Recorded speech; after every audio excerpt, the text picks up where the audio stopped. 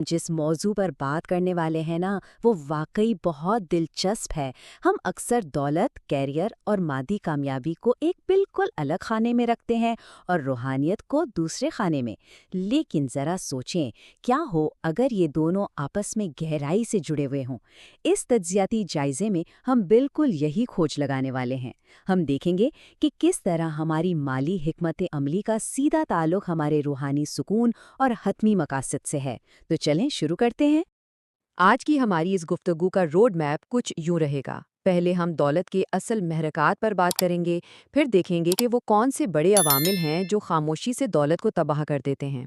इसके बाद कैरियर और कारोबार को एक बिल्कुल नए जाविये से समझेंगे, खिदमत के बुनियादी सवाल पर गौर करेंगे, फिर ईमान और हतमी जवाबदेही की तरफ बढ़ेंगे और आखिर में बात करेंगे पनाह और तहफ़्फ़ुज़ की तलाश पर। ये तरतीब हमें बताएगी कि हमारे दुनियावी अज़ाइम किस तरह एक बहुत बड़े कायनाती निज़ाम से जुड़े हैं। तो सबसे पहले चलते हैं अपने पहले हिस्से की तरफ, यानी दौलत के असल मुहर्रिकात। और यहाँ हम उन रिवायती बातों को चैलेंज करने वाले हैं जो आम तौर पर दौलत के बारे में कही जाती हैं। अब यहाँ एक बहुत ही हैरानकुन बात है। जब हम मालियाती फैसलों की बात करते हैं तो लगता है कि बात सिर्फ पैसों की, इन्वेस्टमेंट की या बैंक्स की हो रही होगी, ठीक है ना? लेकिन जिंदगी के सबसे अहम माली फैसलों का दर हकीकत पैसे से कोई बराह रास्त ताल्लुक नहीं होता। वो 3 फैसले ये हैं। पहला, एक समझदार और साथ देने वाले शरीके हयात का इंतखाब, क्योंकि ज़हनी सुकून होगा तभी तो काम पर तवज्जो होगी ना। दूसरा, आप अपना फारग वक्त किसके साथ और कैसे गुजारते हैं। और तीसरा, अपनी जिस्मानी सेहत का ख्याल रखना। ज़रा सोचें, अगर ये 3 बुनियादें मजबूत कर ली जाएं तो दौलत कमाने की राहें खुद ब खुद कितनी आसान हो जाती हैं। और यहीं से ये ज़बरदस्त पॉइंट निकलता है कि वसाइल और दौलत इस दुनिया में हर तरफ बिखरे पड़े हैं। बैंकों में, मार्केटों में एक बेपनाह सरमाया गर्दिश कर रहा है। मसला दौलत की कमी का नहीं है। असल चैलेंज और हुनर ये है कि इस दौलत को अपनी तरफ कैसे राग़िब किया जाए, और वो भी ज़बरदस्ती नहीं, बल्कि बिल्कुल दुरुस्त, अखलाकी और हलाल ज़राए इस्तेमाल करते हुए। जब नियत और तरीका दोनों दुरुस्त हों तो मौक़े लफ्ज़ी तौर पर खुद खिंचे चले आते हैं। अब बढ़ते हैं दूसरे हिस्से की तरफ, दौलत को तबाह करने वाले बड़े अवामिल। ये वो पोशीदा जाल हैं जो बिल्कुल खामोशी से किसी भी इंसान की कामयाबी की जड़ें काट रहे होते हैं। आम तौर पर जब कहा जाता है कि कोई चीज़ बहुत महंगी है, तो जहन में क्या आता है? कोई बड़ी सी गाड़ी, कोई आलीशान महल या कोई ब्रांडेड घड़ी? लेकिन इस तस्वूर को अब थोड़ा सा बदलें। मालियात और कामयाबी की दुनिया में सबसे महंगी चीज़ें ये लग्जरी आइटम्स नहीं हैं, बल्कि वो पोशीदा अवामिल हैं जो दीमक की तरह इंसान की सलाहियतों, कीमती वक्त और तवानाई को अंदर ही अंदर खा जाते हैं। और इसीलिए ये कहा गया है कि सबसे महंगी चीज़ बुरे दोस्त और बुरी आदतें हैं। ये कोई मामूली बात नहीं है। जहरीली सोबतें और बुरी आदतें मजबूत इरादों को बिल्कुल खोखला कर देती हैं।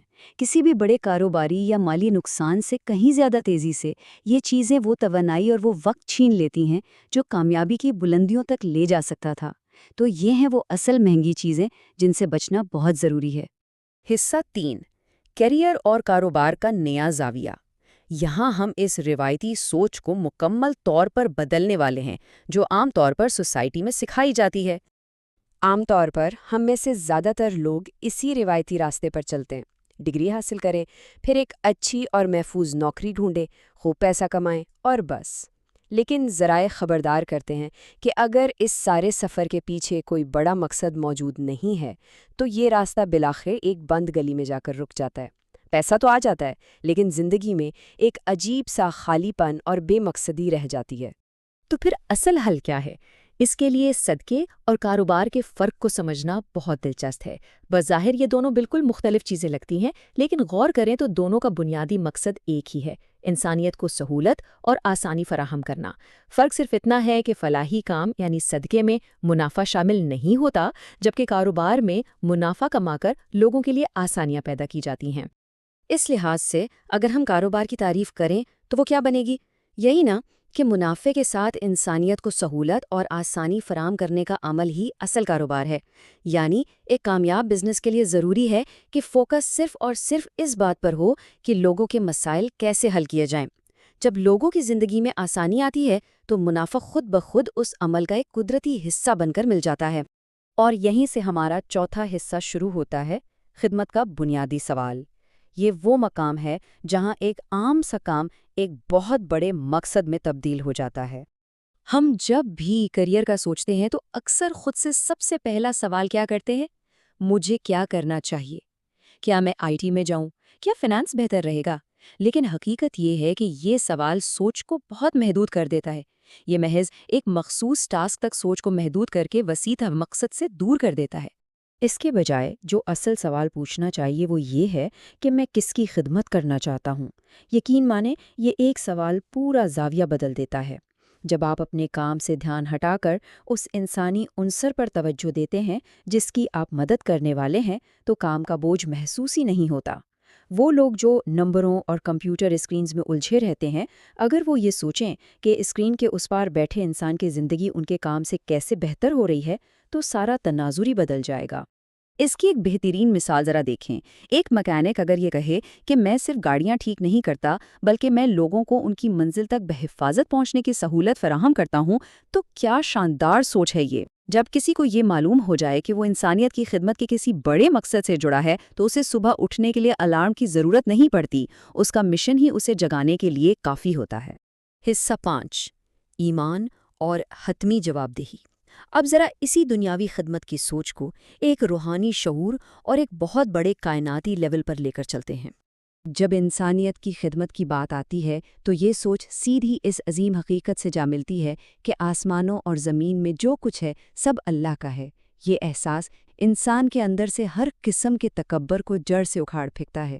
یہ یاد دلاتا ہے کہ جو بھی وسائل، کامیابی یا رزق مل رہا ہے اس کا اصل مالک کوئی اور ہے، اور انسان محض ایک امانت دار ہے۔ اور چونکہ مالک وہ ہے تو پھر جواب دہی بھی تو اسی کے سامنے ہونی ہے نا۔ اور یہ جواب دہی صرف ظاہری کاموں کی نہیں بلکہ روح کی گہرائیوں میں چھپے ارادوں کی بھی ہے۔ مطلب یہ کہ جو بھی کریئر یا کاروبار چلایا جا رہا ہے اس کے پیچھے اصل نیت کیا ہے؟ کیا مقصد واقعی لوگوں کی خدمت ہے یا محض لالچ؟ یہ وہ باطنی جواب دہی ہے جو اخلاق اور دیانتداری کو فولاد کی طرح مضبوط کر دیتی ہے۔ لیکن اس جواب دہی کے احساس کے ساتھ ساتھ ایک بہت بڑی تسلی بھی موجود ہے۔ اللہ کسی جان پر اس کی طاقت سے زیادہ بوجھ نہیں ڈالتا۔ یہ کتنا سکون دینے والا وعدہ ہے۔ یعنی انسانیت کی خدمت اور حلال روزی کمانے کی یہ جو مشقت ہے، یہ کبھی بھی ہماری برداشت اور صلاحیت سے باہر نہیں ہوگی۔ ہر ایک کو اتنی ہی ذمہ داری ملی ہے جتنا وہ بخوبی اٹھا سکتا ہے۔ اب آتے ہیں اپنے آخری اور انتہائی اہم حصے کی طرف، پناہ اور تحفظ کی تلاش۔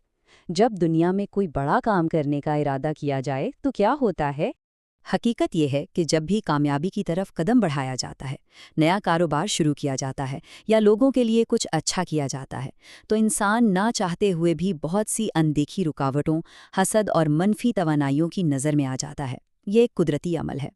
اسی لیے کسی بھی بڑے منصوبے میں صرف فائنانشل پلاننگ کافی نہیں ہوتی، بلکہ روحانی پناہ اور تحفظ کا بندوبست کرنا بھی اتنا ہی لازمی ہے۔ اب سوال یہ ہے کہ پناہ مانگنی کن چیزوں سے ہے؟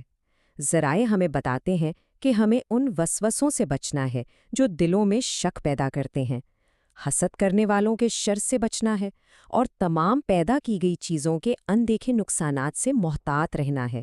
اور اس کے لیے سورۃ الفلق اور سورۃ الناس جیسی عظیم آیات ایک زبردست اور طاقتور حفاظتی ڈھال کا کام کرتی ہیں۔ یہ صرف الفاظ نہیں ہیں بلکہ ایک پریکٹیکل روحانی زرہ بختر ہیں۔